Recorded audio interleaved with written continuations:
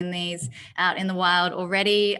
So just going through them, we've got Pilot, which is a navigator for men's health, software, which is centered around personalized skincare, Kin Fertility, which is about reproductive health, and Normal, our latest brand that we've added, which is focused around sexual wellness.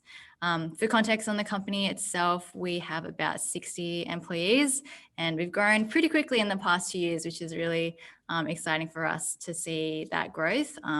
And I think disrupting the healthcare space in Australia is something we're all quite passionate about.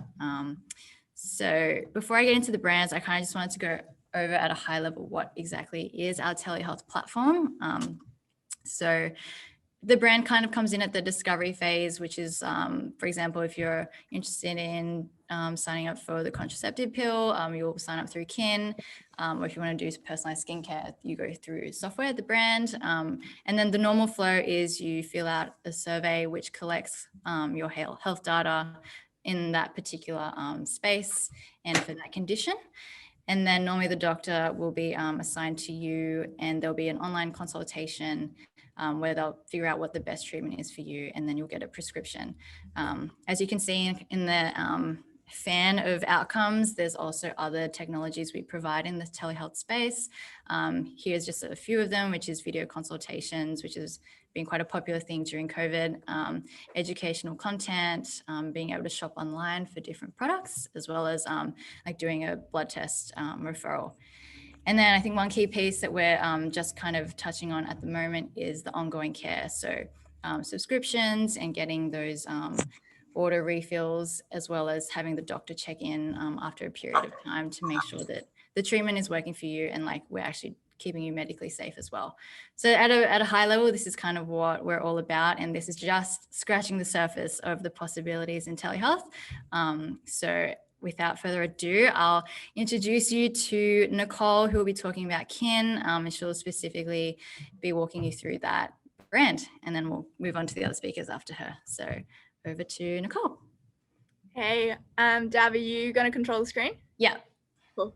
Hi guys, as Davina mentioned, I'm Nicole. I'm the founder of Kin, and I'll be walking you through like what we do, and then answer any questions at the end if you have any. Next slide. Cool. So at a high level, like what do we do at Kin? We like want to essentially raise the standards and empower women to really like own the decisions that impact their fertility health and their reproductive health. And I guess like if I take a step back into like why are we doing this in the first place? Next slide. It really just starts with like what the core problem is. And at the very, very core, it's really that like we don't talk about reproductive health or fertility health enough. There is so much stigma around reproductive health, whether you think about like talking about contraception with your parents or your friends, and all the way to like when you actually start having a family, things like miscarriages, reproductive conditions like endometriosis or PCOS, and especially infertility is often something that women go through alone and they don't like to talk about. And so when you do have these experiences, because it's not normalized and it's not talked about, people often have these experiences in isolation. And because we don't talk about it as a collective, there's not a lot of awareness around it, and therefore not as much like proactive research, information and solutions built around it. And so you're kind of left with the next slide. Something that looks like this, which at some point in our lives, I feel like we would have experienced, which is what the hell is going on with my body? Whether it's to do with your period, like whatever is happening with your body, like your hormones, it's happened to all of us. And I think like the fact that we don't talk about it enough, and like there's like so much stigma around it, kind of leaves us here. Next slide. So essentially like we started building Kin, and we wanted to think about like how we could empower women across the whole fertility journey. And we started with what we thought was a very natural beginning, which is actually way before you think about getting pregnant, you're thinking about not getting pregnant. And so that's contraception. So we built Australia's first subscription service to the contraceptive pill. And what that looks like is on the next page. is a very simple experience. So Davina kind of touched on this before, but for kin, for example, it's you go online, you fill in a survey that talks about your medical history, pills that you've been on, any preferences for pill brands as well. That then sends you into a doctor's consult that is all done by a text, which takes like 1 to 2 minutes for a doctor instead of like 5 or 10 minutes that they would usually take, because all the information is already there. If they deem it to be safe for you to use the contraceptive pill across telehealth, then they'll prescribe you the pill. And then from there, we work with our pharmacy partners to essentially deliver the pill every 3 to 4 months on an automatic schedule, so that you never run out and you don't have those like last minute run outs to the doctor and last minute trying to book the doctor in order to just get the pill. Next slide. And to give you a bit of like behind the scenes of like what went into this thinking in the first place, we had an audience of at least like 3,000 people or something, and we did a survey. And essentially what we found was that 60% of women were visiting the doctor or the pharmacy every 3 to 6 months to get the pill. So you can imagine like that, waiting in the waiting room for 30 minutes to 60 minutes to do a 2-minute consult with the doctor for the exact same pill that you've been on for like the last few years. And so we tried to make it easy through all of kin service to essentially order the pill from the comfort of your couch. You know, we're getting busier and busier, so it didn't make sense to like take time off work all the time or rush to the doctors and spend that time to just get something that we like, it is a necessity for us. The other stat was like 55% of people didn't feel like they were actually getting enough information from their GP about the pill. You know, those consults can be really, really quick. It's like in and out. You kind of feel like you're like another person in line and you like want to get rushed out. And so we made it possible to get unlimited questions to your doctor throughout the whole year on your membership through like text-based consult, and made it possible via like a cost base as well. Then we found out that 50% of people actually skip the sugar pill and take it like on and off. And so we made it really easy to change your schedule on the pill with kin. And then 45% of people have actually lost their scripts and just like forgotten about it. So we take that completely out of your like contraceptive admin and make it automatic and refillable. And it worked. We've now, over 14 months, we probably launched like 14 months ago, we've now grown to 40,000 members in our member base, and the reviews have been really, really great. We've just passed 2,400 reviews with a 4.9 star average. So that's over like 2,300 reviews that are 5 stars. And the response has been really amazing. I think like having a company that really focuses on women and talking like really focusing on their needs first has been something that is like different in the industry and in the healthcare in general, and really like choosing a specialization and narrowing in it and speaking to people in a really empowering way and being able to offer them services and access to a service that is like a lot more empowering and convenient, and people have responded really well to it. But that was just a start. So we've been working behind the scenes on sort of the rest of the fertility journey. And like we always knew contraception was just the start. And so we kind of see it as a journey where it goes into fertility, which is like you're not really thinking about having a baby tomorrow, but like you kind of want to proactively understand, what does that actually mean? What does your fertility actually look like? What do you need to know now? Conceiving is like having a baby, pregnancy, and all the way through to postpartum. And what we found was a mess. And this is what I guess fertility from the perspective of a woman going through it now in 2021 looks like, which is you have literally like 10 to 20 different types of care types that you can go through, like gynecologists, obstetricians, midwives, and you're kind of like not knowing exactly what to ask each of them and like where the care stops and starts. If you look into products, you know, you've got one brand who like looks after one specific product, and like even within that product range, there's like so many brands. And so you're kind of like looking through everything and trying to figure out like, one, what do you actually need in the first place? And then two, who do you actually get it from? And then what's even worse is fertility education, which is like scattered throughout books, scattered throughout forums, scattered throughout Dr. Google, which is terrible. And for something that you don't think about until you're really trying to have kids, all of a sudden it's a complete mess and you're overwhelmed, you're stressed, you don't know where to go. And so where that leaves us is Side. Essentially with really like with a really bad experience of like trying to transition from life stage to life stage, like when you go from trying not to get pregnant to trying to get pregnant, where do you start? There's not one place for like a trusted resource for that information that tells you what actions do I actually need to take, what do I need to know, what do I do, and they're really big life decisions. You don't know what to expect because you don't know what you don't know, and you don't know what questions to ask, and who to ask them to. So it's like there's no real guide or navigation to like get to where you want to be, which is like knowledge.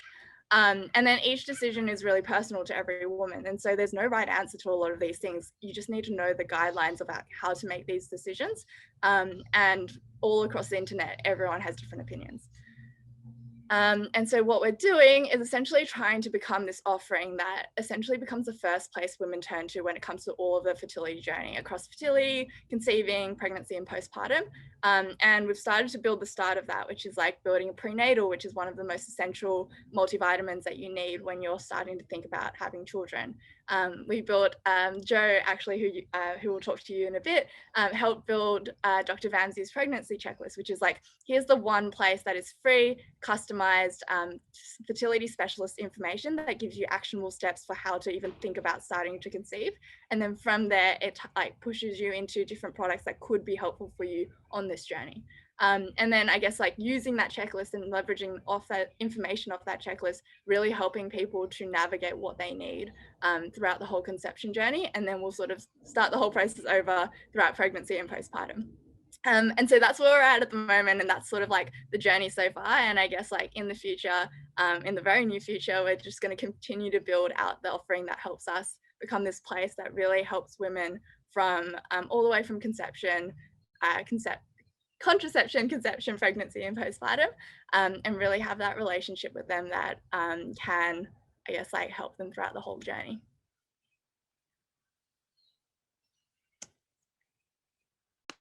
Cool. Thanks. Thanks so much, Nicole. All the way from Adelaide. Thanks for signing in and giving that talk. Super inspirational to see women tech led by a woman. And that's kind of one of the reasons I actually joined a year and a half ago, was to help launch Kin and to see how far it's come. Has been like absolutely amazing. So thank you, Nicole. Next up, we have Niamh, who will be talking about software. She is the founder of software, and it's a very, very interesting space. Personalized skincare is something that I think we've seen in other countries, but to see it be done well in Australia is something that Niamh has kind of been driving. So over to Niamh. Let's jump out of this seat. Awesome. Should I jump in? The mic there. Cool. Sounds good. Okay. Hi guys, nice to meet you all. I think probably a good place to start off the back of Nicole's chat is to just to give you a recap on so basically Kin was launched about, Nicole, is Kin about 14 months old? Is that right now? Yeah, that's right. Yeah. Okay, cool. So Kin's about 14 months old. Software now is about 6 months old. We have come partway through the journey that Kin has experienced. So we launched about 6 months ago, which in and to itself is like a massive team effort that the whole Eucalyptus team gets behind and contributes to. And then we've spent the last 5 months or so really focusing on growth and essentially optimizing the platform and the engine that is software.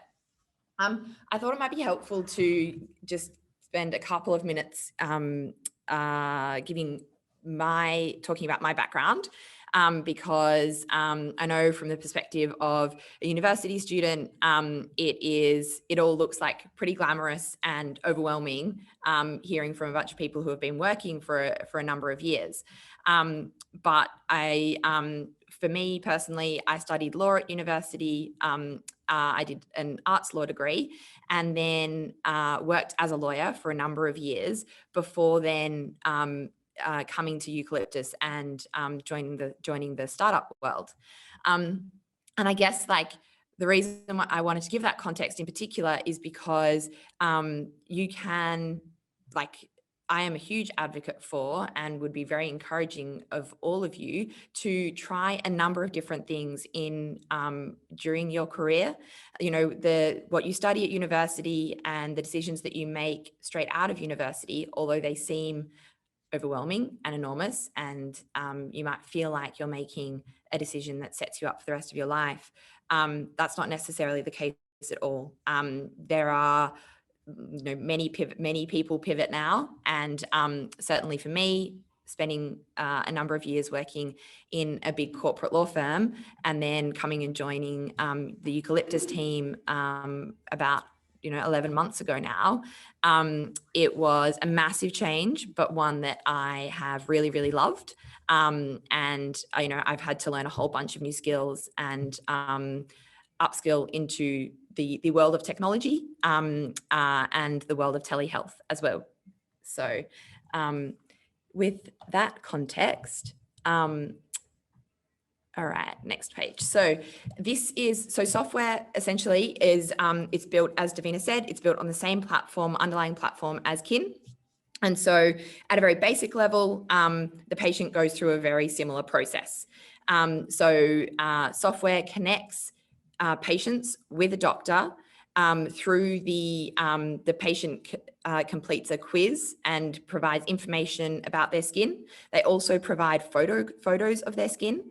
The patient then has a consultation with a doctor through a text-based medium. We then, the doctor then reviews, as a part of that, reviews all of their responses, reviews their photographs, and then prescribes the patient typically with a topical prescription grade treatment. That prescription is then sent to our pharmacy. The pharmacy then compounds the cream itself, and then sends it directly to the patient.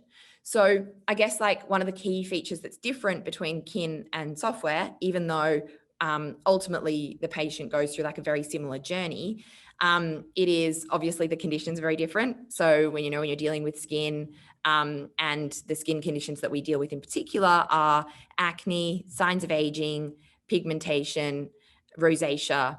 That's a very different like pain point that the patient is experiencing compared to wanting to get the pill. So Kin, the way I'd frame it is like Kin is all about convenience, whereas software is all about personalization. So, all right. Now, I think some of you might have like a little reactions button at the bottom of your screen. How many of you, or just raise your hand, how many of you have experienced acne? Cool. Yeah, there you go. Great. Excellent. How to get like audience engagement in a virtual environment.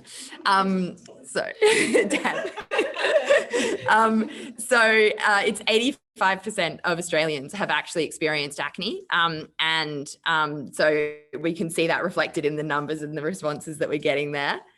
And then the other, I guess the other issue that has been like a massive challenge for Australians who are experiencing acne, especially like the more severe cases,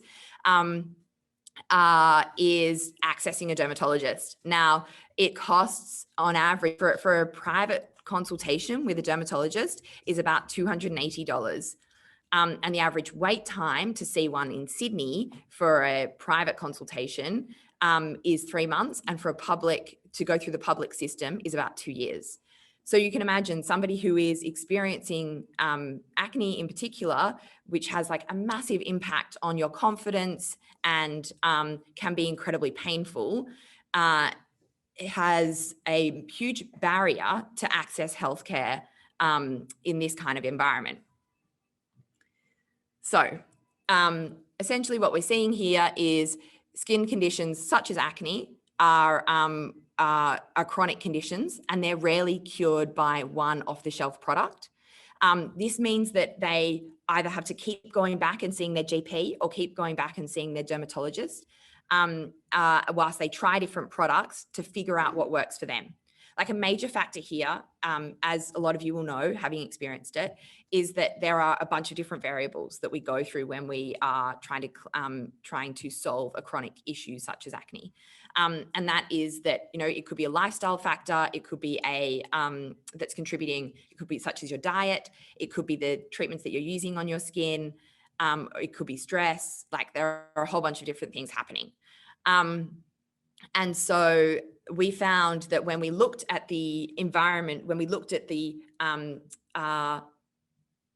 traditional way that skin was treated before the world of telehealth, that there were lots of pain points that the patient was experiencing.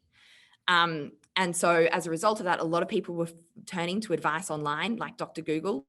And a lot of that information is just like categorically incorrect. You know, we have a lot of cases of influencers in the form of skinfluencers who are providing advice on stuff that is quite complicated and are medical conditions.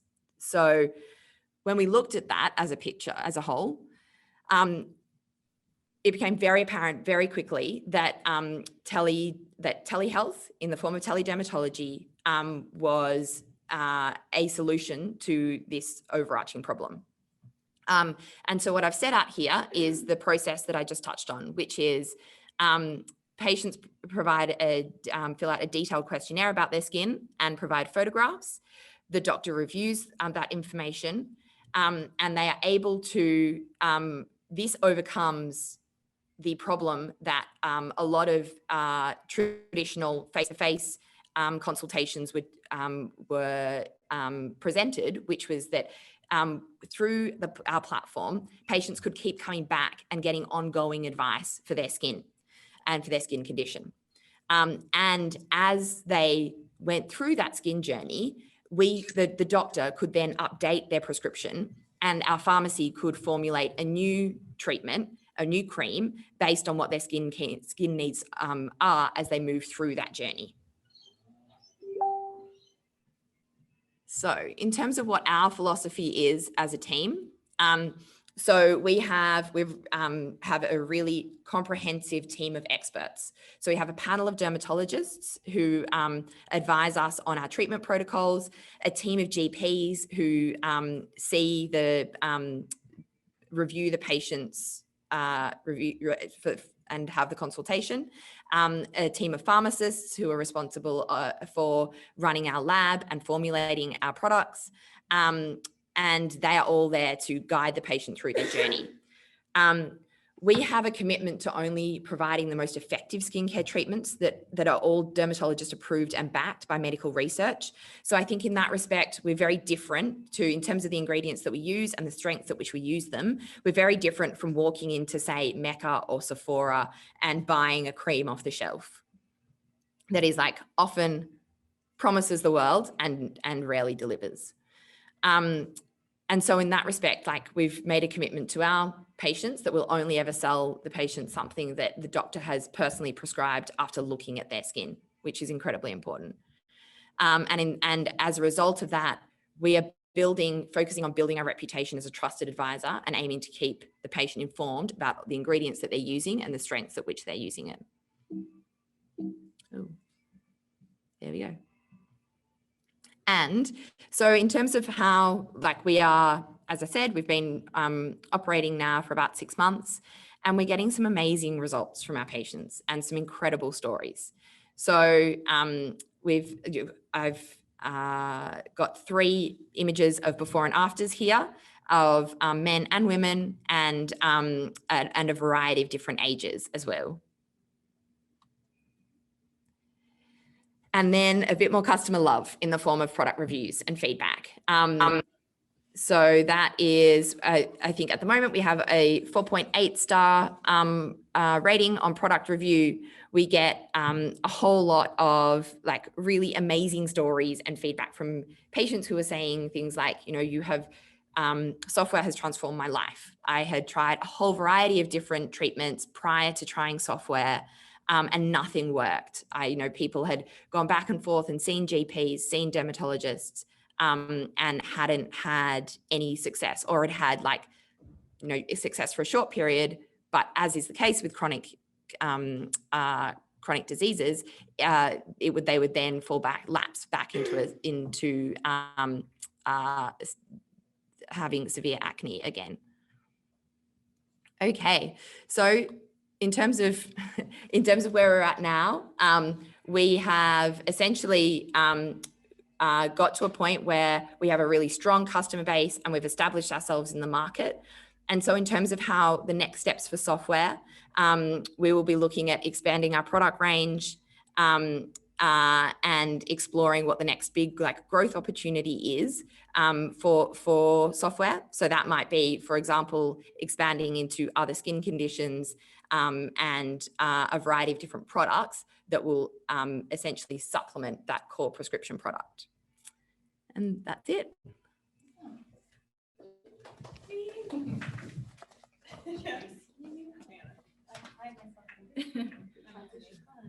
Oh, cool. Awesome. Thanks, Niamh. Super cool to see the impact that we're having on customers. I think the results, as you saw, is undeniable. Some of the people in the office are actually using the products as well. So we practice what we preach. And yeah, I think also the name, I also love it being a software engineer at heart as well. So just love the brand all around. Next we have Lucy, who is the founder of Normal. Cool. And just click through on here. Yeah. Cool. Okay. Hello, everybody. I'm Lucy. I, as Davina said, am the founder of Normal, which is our newest brand. So we decided that we wanted to go into this space, sexual wellness, around sort of 4 or 5 months ago. And we launched this brand about 6 weeks ago. So that gives you a sense of the timeline in which Eucalyptus is able to scale up a brand, even one that involves manufacturing physical product, which can often have slightly longer timelines than trying to bring together sort of software on an existing infrastructure. And that's what we've done with this one. But let me tell you a little bit more about this brand quickly. I think sometimes people hear the term sexual wellness and be like, what the fuck does that mean? It can sound a little bit fluffy. It can sound kind of hippie-ish. So one of the things that I always like to do when I talk about Normal is to explain to people, well, what do we mean by sexual wellness? And I think a good place to start is to say, imagine what the world would be like if we sort of practiced what we preach around thinking, actually, sex doesn't need to be something embarrassing or shameful. We don't have to bring stigma into the way that we relate to sex and all of the processes around it. And it's something that is meant to be natural, fun, and easy. And with a lot of sexual wellness businesses that have sort of started to pop up particularly intensely in the last 3 to 5 years, what a lot of those businesses are saying is actually the stigma that we still have around sexuality in our society has held back innovation that would lead this space to kind of reach the... We're having some sort of tech disaster in the background here. But what a lot of businesses in this space will tell you is actually the stigma that we have around this space has held back important innovations that would sort of bring up the experience and the customer experience of sort of processes around sex to match many other spaces where innovation has moved more quickly. And one of the things we wanted to do with introducing Normal into Eucalyptus is actually to say, well, what if sexual wellness was intuitive and easy and fun? How would you do that? And I think to give you a more concrete notion of some of the problems that we might be trying to fix with that, I'm just going to jump to the next slide. So this is a question for all of you. You don't have to answer this one, but maybe just picture it, which is, what do you think of when you think of a sex shop? What comes into your head if you've ever shopped either online or in person for something like a sex toy or even lubricant or lingerie or, fun kink accessories, whatever your thing is. What was the experience of shopping for that like? Maybe you've actually kind of done a laughing run into a sex shop with your friends and pretended you weren't really looking but kind of looked. It feels very seedy. Yeah, it feels very seedy. So this is, I think, a relatively good encapsulation of what a lot of people sort of think of and feel what a lot of people think of when they think sex shop. So it feels pretty seedy. There's a lot of pink and purple and black. It feels kind of corny and old school. If you go inside one of these, you'll notice a lot of different products in there, often not kind of intuitively laid out. A lot of people don't feel very comfortable asking questions and asking things like, well, what do all of these do and how would I pick the right one for me? So a lot of people kind of go in quite blindly as consumers. And, you know, this doesn't feel like something that for most people feels sexy. This actually feels kind of alienating, confusing, maybe a bit scary. So that's certainly one area where we thought with a sexual wellness brand, this is something that we can bring well into the 21st century and say, well, if we're not embarrassed about sex, why do all of the ways we sell it make it look like we're embarrassed about sex? So that's number one. Another question, what do you think of when you think of sex education? I know that for mine, I was at a school that only had girls at it for high school, and we had, I think, 2 lessons, and one of them, they were both delivered by my long-suffering male PE teacher, and we did condom on a banana, and we did a quiz where they told you that your hymen could break on a horse, and that was about it. Dav's like, not what I got at my school. But so a lot of people, firstly, when they hear the term sex education, think purely high school, and they probably will remember something that was often like an embarrassed teacher trying to deliver some pretty simple messages to you, and those messages would probably have focused a lot on things like anatomy and pregnancy and contraception and STIs, so what we would call like the plumbing and protection, rather than talking about, well, how do you have not just non-pregnancy inducing sex, but sort of consensual, respectful sex or good sex? Like, how do you have sex that feels sexy and fun and meets the needs and desires that both of you have, or both plus more? So there's a few of my references for what I think of when I think of sex education, which is like the PE teacher, the condom on the banana, and the excellent show Sex Education, which is actually like doesn't belong in this presentation because it's very good and very sex positive, but still an excellent show. Another question to think about is like, what do you think of when it comes to sexual healthcare? And for a lot of people, that might be getting the pill. It might also, and it's sort of having to go every 3 months and go and get the pill. So it's not the type of problem that Kin Fertility is solving. It might be trying to get an STI check, which often involves like multiple touch points, and having to kind of go and get like pathology commission, get the pathology like actually done, get your results separately, and an uncomfortable wait in the waiting room. It might also involve, if you've ever, and you know, statistically we know that women or people with vulvas will experience sort of sexual dysfunctions at a rate of kind of like 20 to 40% at any one given time. Like, if you've ever had to go through something like dyspareunia, which is pain during sex, or vulvodynia, or vaginismus, or endometriosis, or any of those types of conditions, you'll probably have had to go on quite an extensive kind of clinical journey of going from a GP to specialists or multiple specialists to get diagnosed and then to get treated. And those journeys can feel very kind of alienating and scary and unsupported. And I think one of the things to note about all of this, like all of this space, is that the fact that we struggle as a society to talk openly about sex and that we don't educate ourselves properly about sex and sexual health and sexual pleasure is what feeds into all of these experiences remaining bad. And so with Normal, what we wanted to do is say, actually, we are about sexual wellness, which means giving you the information, confidence, and tools you need to enjoy sexuality on your terms, also known as making outdated experiences comfortable, intuitive, and fun. So those kind of 3 classes of experience that I was just talking about are what we're focusing on. I'll get a little bit more specific now because that can sound a little high level. But one of the things that's really important, I think, if you have a big vision for a startup, and like this is, you know, like a big vision for what we'd like this space to look like, is to actually say, you don't have to do it all at once. And this is something that our CEO at Eucalyptus, Tim Doyle, will say all the time, that you need to find a really deeply felt problem that you can solve 10x better than something else on the market, and solve that problem really well and develop a sense of customer love that then gives you the permission to kind of go and do more things. And so with the brand Normal, we decided that the first thing we were going to do is fix the experience of shopping for sex toys, or fix the experience of shopping for sex toys and sexual wellness essentials. And if you look at that prior experience, you know, the seedy looking sex shop, what you'll see is confusing layouts, a kind of creepy aesthetic, limited ways to ask questions or self-educate about what your range involves, and also a purchase that can often be pretty high regret for people, but is also quite a high value purchase, which is pretty off-putting if you're trying to take your first steps into that space and explore what it could mean for you. And so we wanted to kind of flip that on its head with the way that we approach the space. We said, firstly, we want to give people really good education and answer all their questions on the front end so they can make the right choice for them. And that's why you'll see that we have here, for example, this video from our delightful, the sex coach, Georgia Grace, who we partner with, who explains to you how to use every toy in the range and is incredibly like compelling and warm and engaging and normalizing.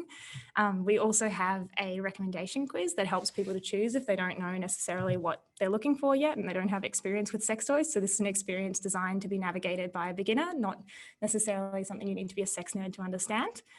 We also wanted the aesthetic to feel really different. So one of the things that our kind of art director will say is like, this is meant to be daytime toys. So the like aesthetic is something that you would use in the daytime, and you might even like put on your mantelpiece, or that's like the goal one day, but at least something that you don't feel like you're hiding under your bed. So you'll notice that these devices are very like organic shapes. They're quite beautiful. They're like not the types of color range you would normally expect, and they're very easy to use and high quality.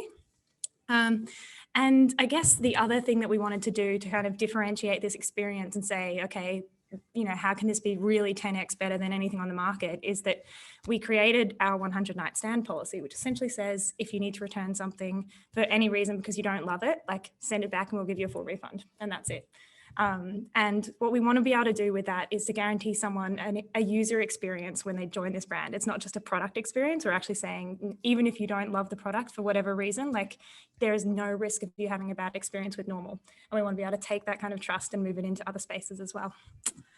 In terms of what we want to do next, we want to move, I think, next into the area of sort of sex education. And obviously, you can easily think sex education means what you get in high school, but kind of taking that understanding and saying, well, actually, for an awful lot of people, feeling insecure or uncomfortable about the way that they have sex, or not capable of having sex the way that they want to, or wanting to explore new things and not knowing where to go. So that sort of more adult form of sex education that is about relationships and capability, that's actually a really interesting space where there's like some value to be handed over, and so we want to go there next as well. I think I'm actually finished early. I did some other slides, but I realized that they didn't go into your version. They wanted, yeah. So I can jump off there. But, yeah. Awesome. Cool. Shall I shuffle over? Yeah. We're all just like trying to share the same laptop. Excuse us. Very strange too. Cool. Thanks so much, Lucy. Absolutely love the messaging behind this brand. You know, normalizing sexual wellness and making it something that is fun and intuitive and educational in a way that's like, you know, removing the stigma around the typical image that you have of, you know, the sex shop imagery and all that stuff. So yeah, it's been early days for this brand, but we're already seeing it kind of take off. And yeah, if you like jump on the website, you'll also see all the cool toys and stuff. Can I add something? Yeah, sure. Yeah. Actually, hang on. I'll just unmute. Hey. One sec. Something that I was actually going to say, but couldn't because I have put the slides in the wrong place.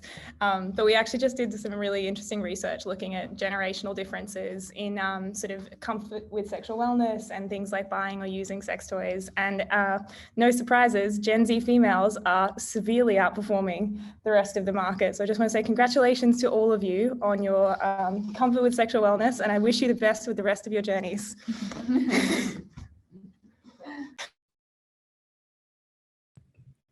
Let me do this.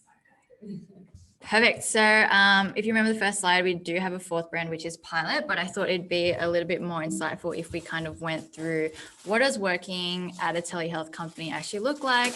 So we've got our growth engineering lead who will kind of run you through what engineering looks like, how it works at Eucalyptus, and kind of talk about the different areas of engineering. So hand over to Joe. Right. Thank you, everybody. I hope it's been really exciting to hear about the ways that we've managed to re-leverage this single platform. Obviously, with each of these brands being so different in their own way, it can be very easy to forget that they actually all run on the same code base. And I think that's probably quite an interesting space to delve in deeper.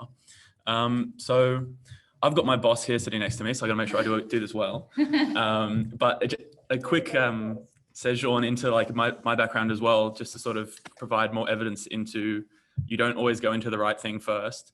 Like I studied electrical engineering. I spent a lot of time at uni thinking that that was the space that I wanted to go into. I then left and worked at a bunch of different companies trying out different startups, and then was like, no, I want to be in like venture capital, and worked at an accelerator. I was like, I'm going to work in Asia. And then I came back and I was like, no, I want to manage a dev team. And I was like, no, I'm going to start my own company.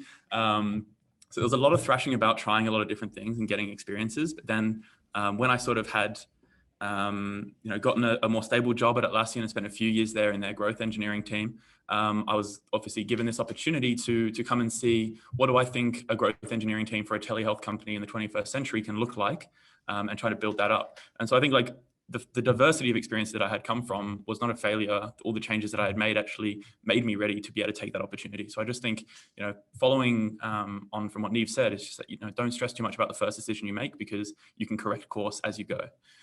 So I guess digging into sort of a bit deeper what Davina touched on at the beginning, we have this platform that customers come in through brands. They have a doctor's consult, which can result in a number of outcomes, and then has continuous follow-ups and check-ins over time. And so the benefit here is that you want to share as much as possible between the brands, because we obviously have finite engineering time. And if we can reuse something across multiple brands, then we can essentially split that cost up across the different companies, which actually allows us to deliver care and a higher quality of care at a lower cost to our customers. And so everybody sort of benefits in that arrangement. For example, like not all brands need to have all of the functionality, but it's important that they have the option to opt into it later on. So that comes into the way that we then have to architect the platform. So having it reusable but modular, so that you can provide a blood test when it becomes relevant for trying to get hormonal levels for software, or do a fertility test for kin, or do an STI check for pilot. These are all re-leveraging the same technology that needs to be reusable in such a way that we can just flip it on for a brand when it's needed. So how do we actually build this? So we've got a pretty, modern dev loop. So we have a React and Vue.js front end, and that then communicates via GraphQL to our backend, which is written in Node, and that then talks to our database, which is Postgres. And so we're using sort of a lot of the very well accepted modern technologies that we've sort of brought with us from working at some of the thought leaders in this space, and bringing forward experience from Atlassian, from Canva, from these companies around Sydney that sort of have defined what is modern software engineering for a web application. And we use continuous integration and continuous deployment to make sure that we can release dozens of times a day, which allows us to correct issues and release new features without sort of blocking each other. And that sort of allows us to move at a much higher velocity, considering we only really have 11 developers that are essentially facilitating tens of thousands of users across these different brands, re-leveraging the same technology. So it really is quite an exercise in leverage. We have all the standard, code reviews and pair programming to make sure that we have the highest quality of code. And on top of that, we make sure that we test everything in a development environment before releasing it to production.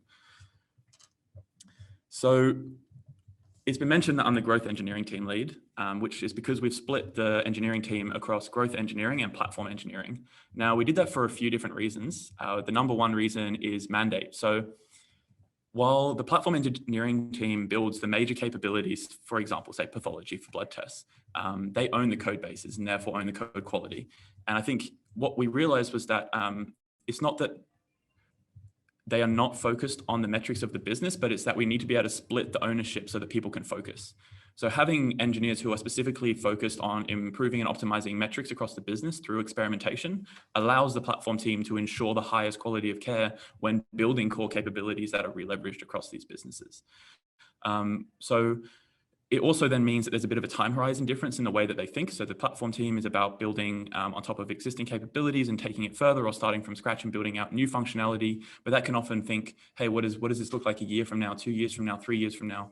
Versus with growth, it's sort of a 1 to 3 month time horizon often, about how do we optimize this experience that we've just brought to market to try to find product market fit, for example. That was a very core part of the original bringing to market of software. So like I mentioned, the big part of growth engineering is optimization and experimentation. And we are the small wheel that works alongside the big wheel of platform engineering to help the whole machine keep moving. And so breaking it down then, we've got a few case studies of capabilities and optimizations. So Nicole mentioned when talking about kin, that they had one of these core functionalities, which was about organizing the fertility journey, which was called the pregnancy checklist. Now, this was a really important thing in that transition from being a brand that was purely about contraception to being a brand that was also about fertility. Because, you know, while those two things are complementary, that means that they are often mutually exclusive for people at an instant in time. And so we needed to help them understand what we were able to bring them in terms of value before we asked for a lot of money up front. And so this then acted what you would call a lead magnet. So this would be something that people would come to, that would be provided for free, that would demonstrate our expertise and our quality, and then increase that person's probability to then trust us and purchase something else across the business. And another example of work that we're currently underway doing is understanding that a lot of medical care is expensive. And so being able to break that up into your own timeline of repayment through something like a buy now, pay later provider like ZipPay is highly advantageous. So we are in the process of integrating that. And in terms of optimizations, that's often about taking insights from analytics about the behaviors of customers and using that to inform, hey, how could we run an experiment on this to try to see how this metric moves over time? And the benefit of split testing something is that you can control for every external factor, because people that are coming through that experience will have both had, you know, the same environment, the same time, the same, say like, you know, geopolitical standard, or they've all been hit by COVID at the same time. Like these kinds of factors can swing business health substantially in a matter of a week. And so being able to exclude those things from the impact of your experiment is incredibly beneficial. And so something that we did was realize that with software, people perhaps didn't realize that they were about to be approached by a real, medical doctor and be engaging in a real medical consultation. And so we made sure that we automatically would message a customer when they first signed up for the consultation, introducing their doctor.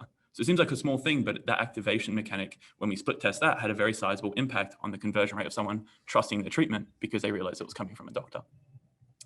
So, you know, an example of this when we look at the pregnancy checklist would be the fact that we can track this on a daily basis. So the platform engineering team works a lot with the growth engineering team. And then the growth engineering team works a lot with the acquisition team, which is in charge of buying advertising. And so we were getting people to the pregnancy checklist by buying advertising. And then we could then monitor how many people generate a checklist, and then how many of them then go on to buy the fertility product that we were testing for, which was the prenatal that Nicole mentioned. And then we can see a conversion rate and therefore also a total spend that people spend after activating via a checklist. And so when you compare the output money that someone spent in the store with the input money of the advertising, you get a return on that ad spend. And so you can actually adjust on a day-to-day basis how effective is this tool in activating customers, and see that feedback in the way that we're spending in advertising. So one of the benefits of being in the growth engineering team is how measurable the impact is. You can often calculate down to the dollar value. This is just a snapshot in time after we launched the prenatal, once we launched the checklist, the pregnancy checklist, and we're monitoring for cross sells. Like this is a snapshot in time that we could see as the impact of our work. And I think just like summarizing up the whole experience of having been here now for the launch of a couple of different businesses is working at Atlassian and having people constantly complain about how slow Jira is, and every time you talk to anybody how much they dislike using your product, it really gets to you over time. And I think being able to work at a company where we're actually making a positive impact in the world that is really, really sizable, and you know, getting 4.8 plus out of 5 scores across our brands off of thousands of reviews, like tens of thousands of reviews. And it's very inspiring and exciting, and it's work that I think, you know, we can be proud of. And I just think, you know, we have the engineers we have now, and they're all amazing, and we're only looking to grow. And I just think it's a great place to work, and I can only recommend it. Yeah, thanks. Awesome. Cool. I think that's the end of the slides. Just touching on growth engineering specifically, I think it's like a really great overlap between business and engineering, if that's like something that you're interested in pursuing. And I think we've all kind of touched on it as well, of like if you are thinking about your career and like where you want to kind of end up after uni, hopefully we've been able to show you that, you know, there are multiple pathways to get to different types of roles that you may have. Like I wish I could have other speakers from marketing and the creative team and the design team. Like there's so many amazing people that work here and who have come from all sorts of different backgrounds. But at Eucalyptus, I think right now we have about 100,000 like active users across the brands. And I think when someone wants to work in tech, one of the main reasons that I hear is they want to change people's lives. And I know it sounds cliche, but to actually reflect on like the stuff that we've done and the results that we've seen, we're actually doing that. And I think that's a huge impactful thing that you can be doing with your job that, you know, you're spending most of your life doing. So with that in mind, we don't have an official internship or grad program yet, but it's kind of in the works, and we're kind of just like seeing how we can actually facilitate this because Joe, Nicole, myself, we started at UNSW, and, you know, it's like a thing that we want to kind of give back to the students and like see them grow in a space that I think is so, it has so much potential in Australia. And hopefully through the brands, you've also been able to see that we're just, as I said before, just scratching the surface of what's possible. So there's a form you can scan through that QR code. I hope it works. And I think we'll send out a link as well. If you are interested, just jot down your name and we'll reach out to you when we do have an official program. So I think that's all from us. I hope you enjoyed hearing from our speakers. I think it's time for Q&A. If anyone has a question or if you want to pop it in the chat, I think someone will be moderating that as well. But I'll just wait for someone to shout out some questions.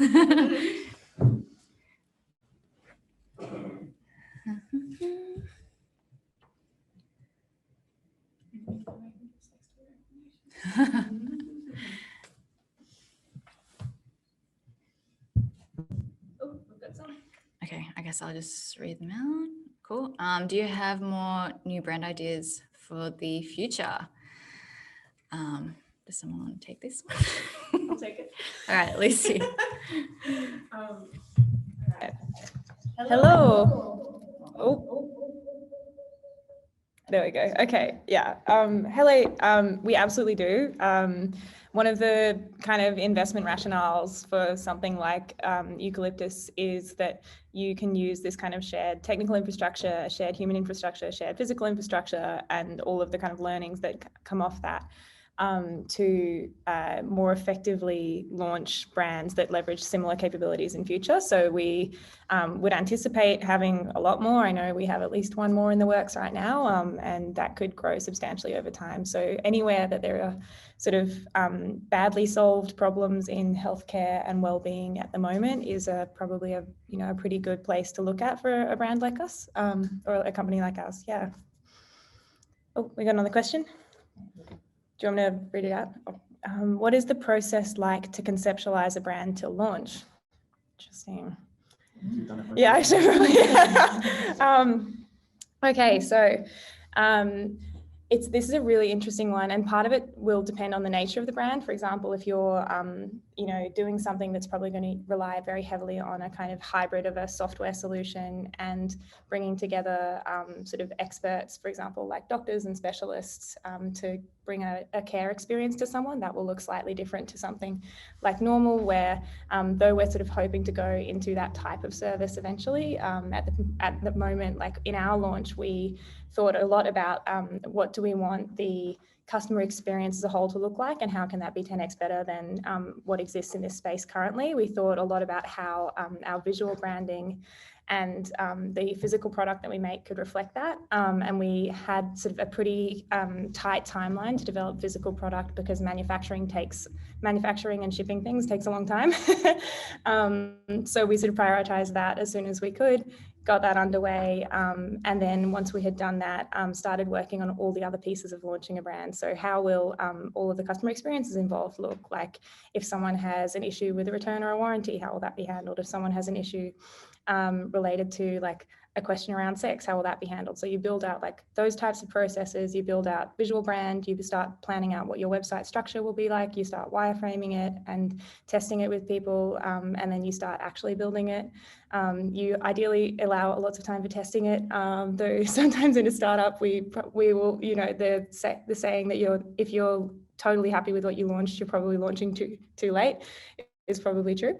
So I think like in terms of how to conceptualize a brand, maybe I've gone a little too far down executing actually there, but I think certainly you need to think what is like the character and tone of the brand, what is the visuals of the brand, what are the processes that will carry through that value proposition, and then like how do you execute all of those things sustainably and with a business model that works. So those are probably like the major questions that you'd try and answer, and then the rest is execution. Do you guys have anything you want to add on that? Cool. Okay, next question from Claire. What were the main challenges Eucalyptus has faced in launching various telehealth brands? Spicy. Who wants to take this? I'm sure you have some good answers there, but I'll add something at the beginning. I think when I was touching on essentially the reusability, say, of the code base, if you've worked on a software project and you've sort of been taught about trying to use abstraction to make something reusable and you're like reusing it within a product, we've sort of taken that to the extreme where you now want to reuse it outside of that product across many products across multiple companies.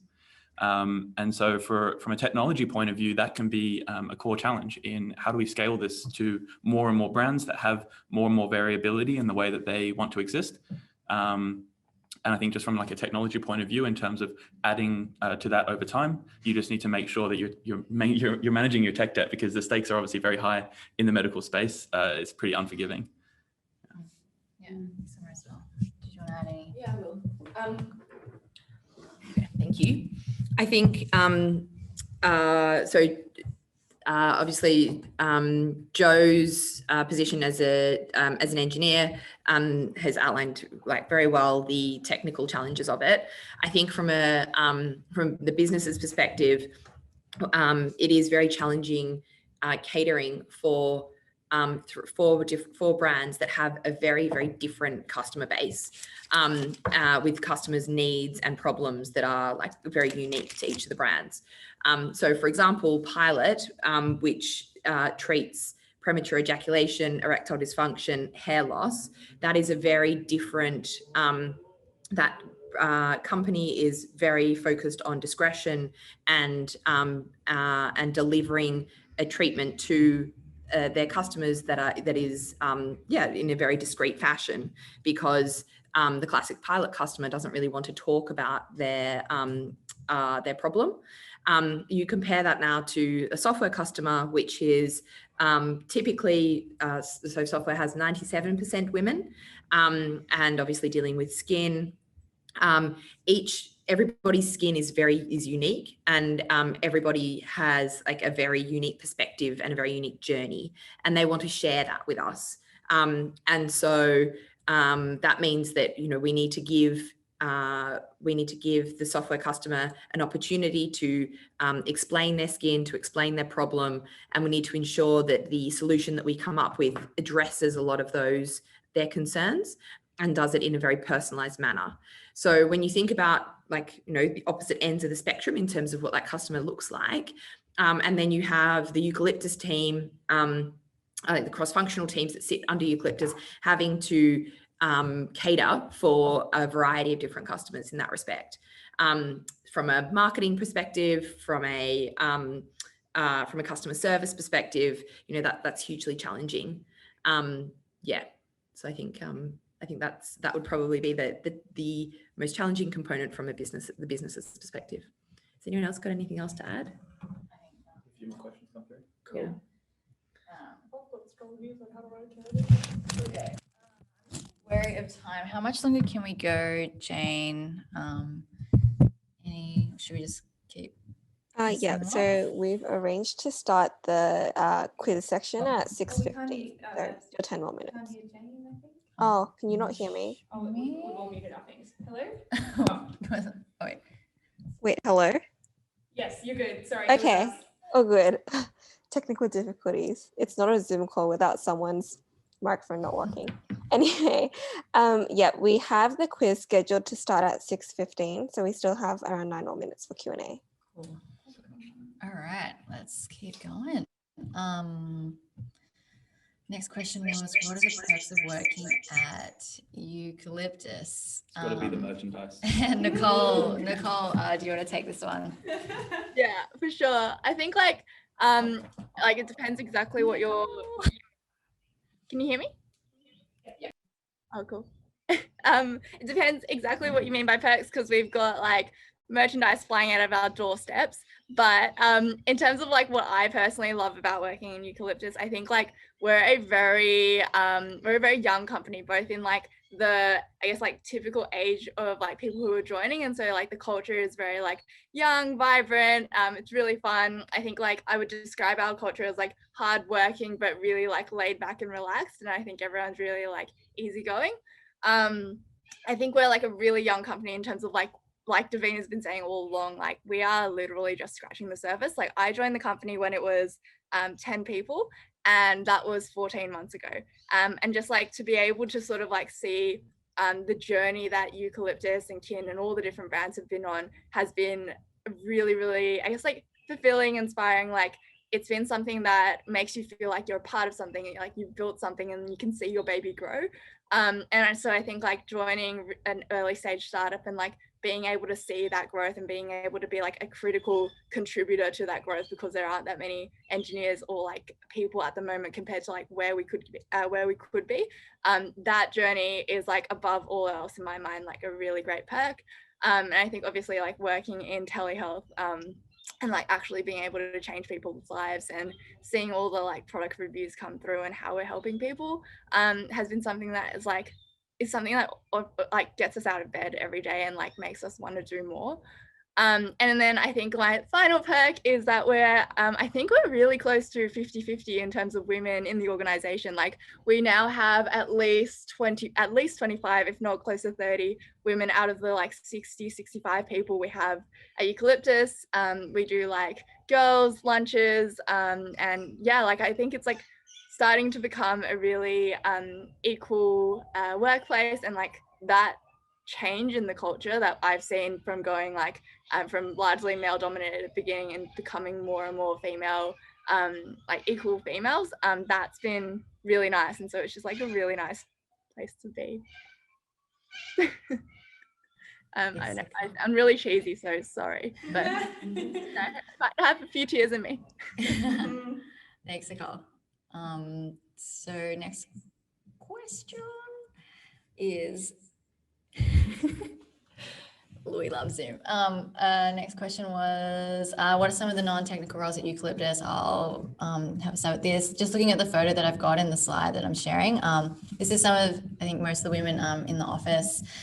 So we've got like product managers who kind of look at what we actually build in the product for the patient experience, but also for our doctors and like our internal tooling. We've got people in marketing, finance, customer experience. We obviously deal with a lot of customers, and that team does such a great job at doing right by the patient and giving them the support that they need. We've got creatives who kind of work on ads, the branding, different assets that you see, like all of the beautiful imagery that you see on the websites, they kind of own. HR, we've obviously got the GMs, the founders of the brands. We've got someone who kind of manages the like social aspect of the office and like the cultural aspect of the office. Have I missed anyone? I think those are the main, and we've got operations as well. So like kind of the supply chain, back end fulfillment side of things as well. So yeah, quite a few non-technical roles. I think following on, the next question was, since most of us are early in our careers, how can a fresh grad stand out in the hiring process at Eucalyptus with little experience? I think it does depend on the role that you are going for engineering specifically. I think what we would look out for is someone who is quite passionate about the space. Someone, it always helps to have some experience with tech, whether it be a side project or like, you've led something at uni, or you've shown that you're quite driven in other aspects, like, being part of the UNSW Women Tech Society. I think, that's a huge thing that we like to see. And I think it does depend skill based on what role you're going for, but I think like some level of experience there always helps, especially for a startup where the momentum is quite strong, and like the pace is quite fast. It's important for like someone starting to be able to just like absorb all the things, you know, seek to understand, but also be able to like grow and learn with that pace. Does anyone have anything to add there? Cool. Okay. Second last question. What is the most important lesson you have learned from being part of Eucalyptus?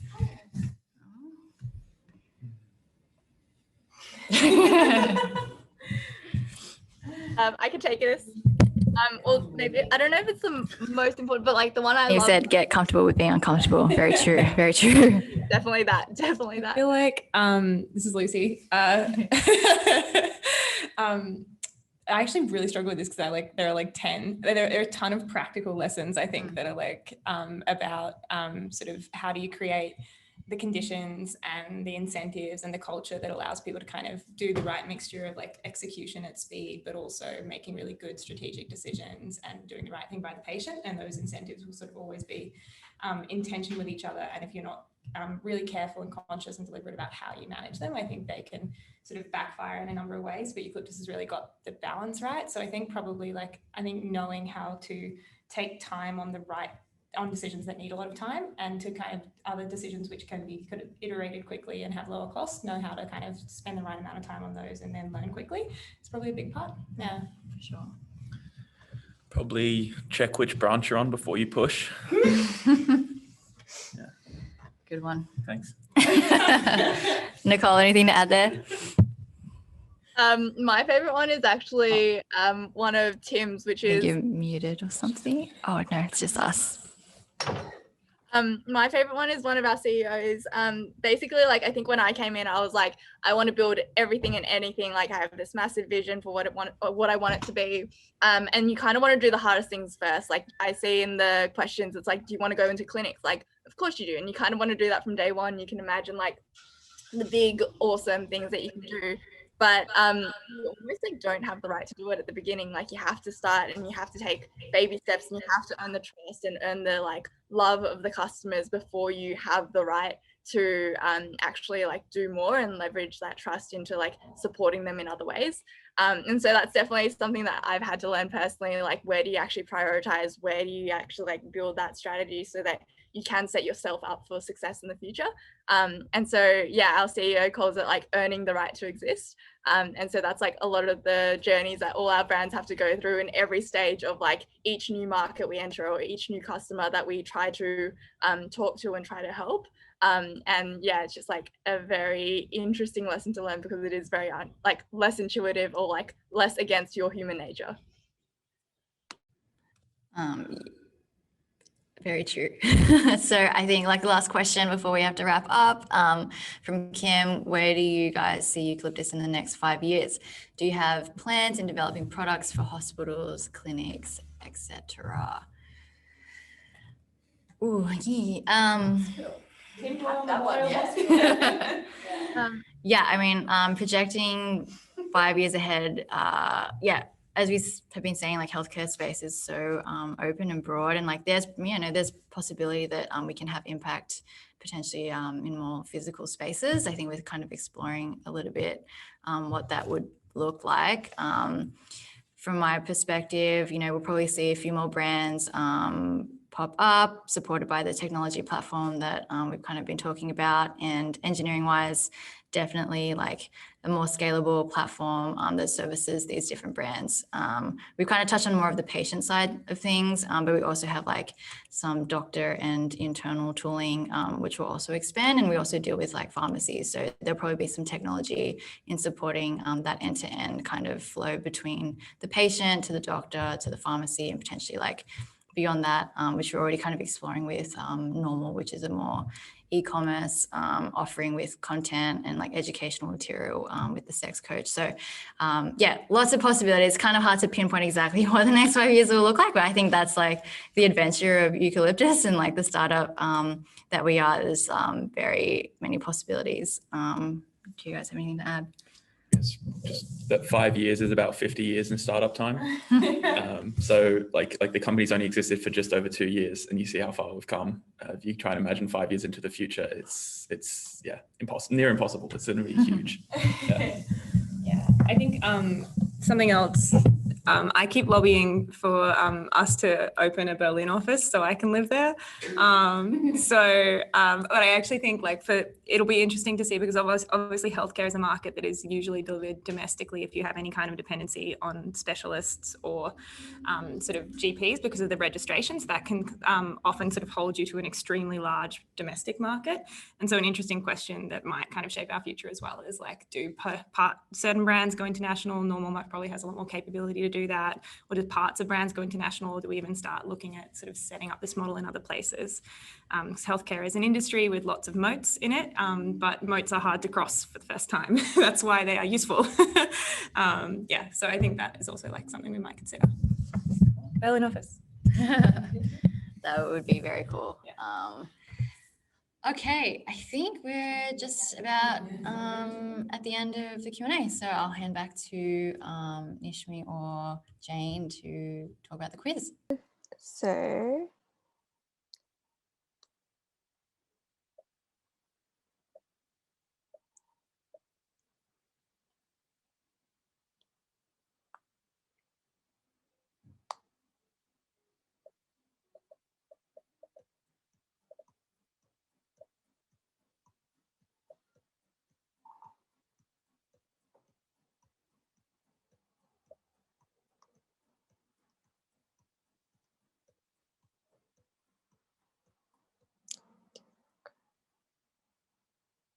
oh, looks like the majority of you got that correct. It's going to be a choose fat. Okay, Zoe is in the lead.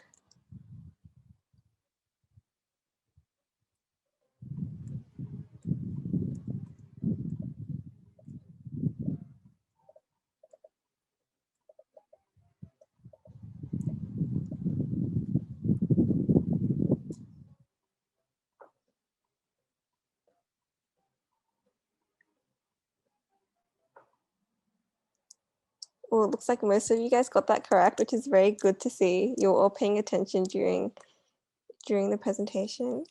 Let's see, Jamie is coming fast.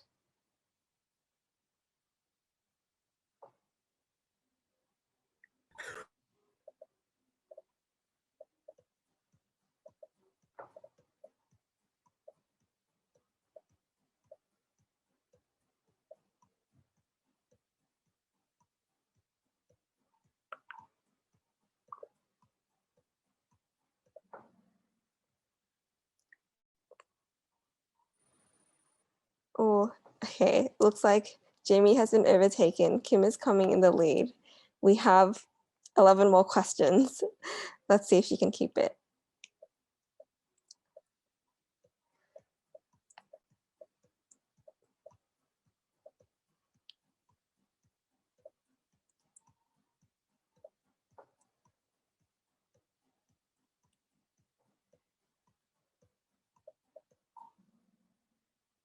Oh, good to see that most of you got that right. Only 4 people who got a little bit confused. Kim's still in the lead.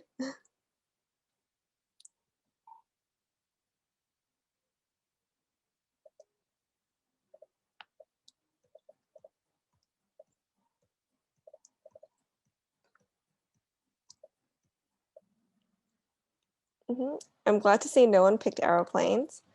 Oh, Kim, on fire.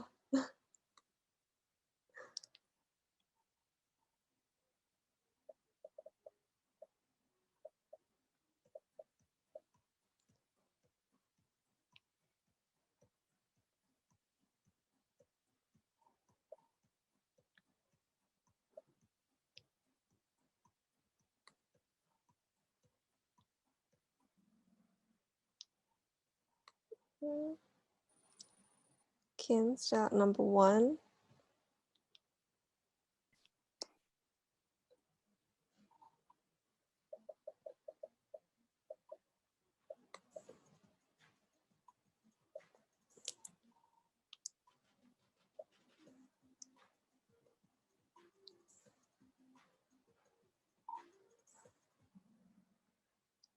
Well, one person who picked computer science and programming. I suppose technically you're not wrong, but in this situation, Kim, still in number 1.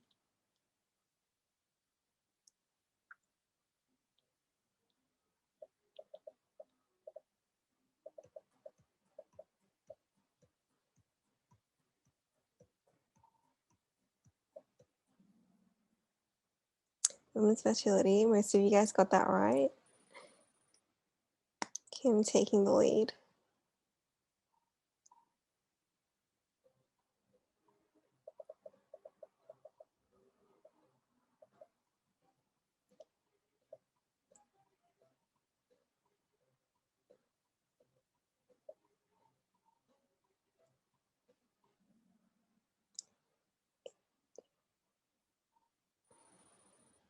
Oh, Kim's lead has been taken over by Shruja. Let's see, with 5 more questions. Will she be able to get it back?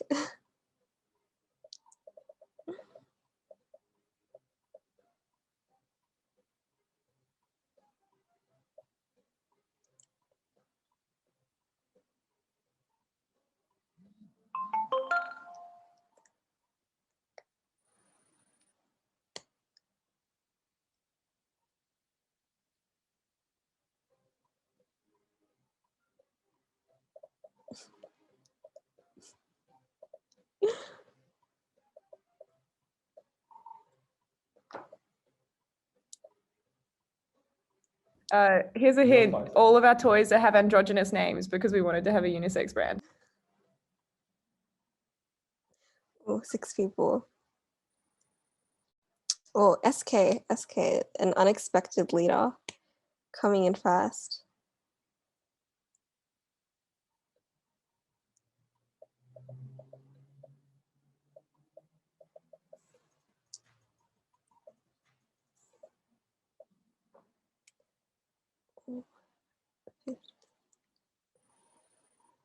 Oh, Kim is on fire. Can she take the lead back with only 3 more questions to go?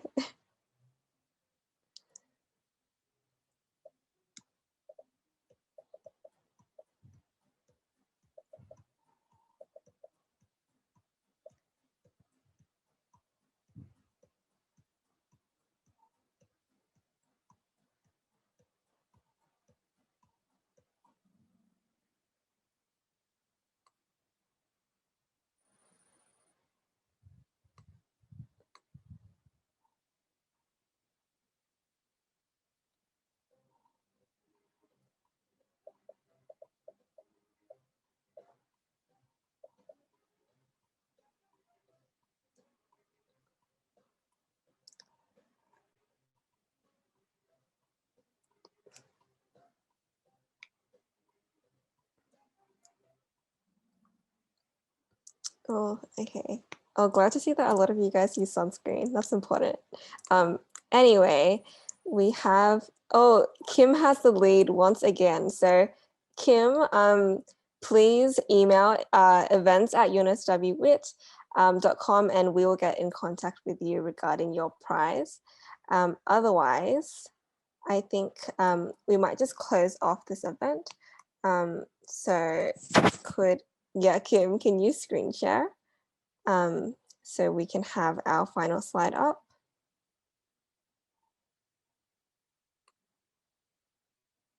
Okay, thank you. So thanks everyone for attending our WIT x Eucalyptus Talk Telehealth event. And a super special thank you to our representatives from Eucalyptus for co-hosting this event with us. We really hope that it has granted you all with the chance to get some valuable insights and learn about the technology industry, the telehealth industry, and the people and journeys within this field. So since we're always trying to produce high quality events, we'd really appreciate it if you could give us any feedback. So you can either do that by scanning the QR code here, or we will also be emailing out a feedback form to you later today. But otherwise, thank you again for joining us and enjoy the rest of your night.